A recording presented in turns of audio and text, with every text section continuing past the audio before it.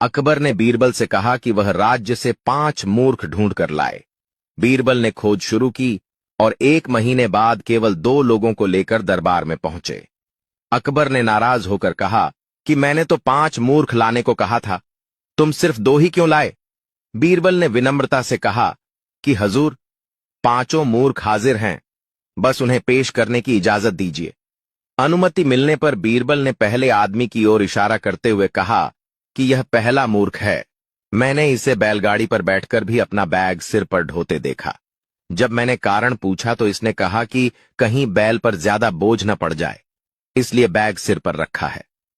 बीरबल ने फिर दूसरे आदमी को दिखाते हुए कहा कि यह दूसरा मूर्ख है।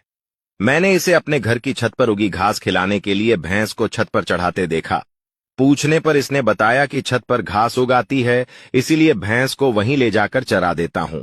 जो आदमी छत की घास काटकर नीचे नहीं ला सकता और भैंस को ही छत पर चढ़ा देता है, उससे बड़ा मूर्ख कौन होगा?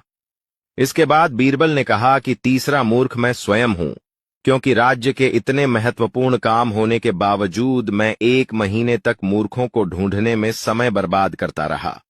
फिर उन्होंने अकबर की ओर देखकर कहा कि चौथे मूर्ख आप हैं, जहांपना, क्योंकि पूरे राज्य की जिम्मेदारी आपके कंधों पर है, फिर भी आपने मुझे ऐसा काम सौंपा जिसमें कोई लाभ नहीं। अंत में बीरबल ने कहा कि 5वां मूर्ख वह व्यक्ति है जो अपने जरूरी काम, घर परिवार और पढ़ाई लिखाई छोड़कर सिर्फ यह जानने के लिए अब तक इस कहानी को सुनता या देखता रहा कि 5वां मूर्ख कौन है।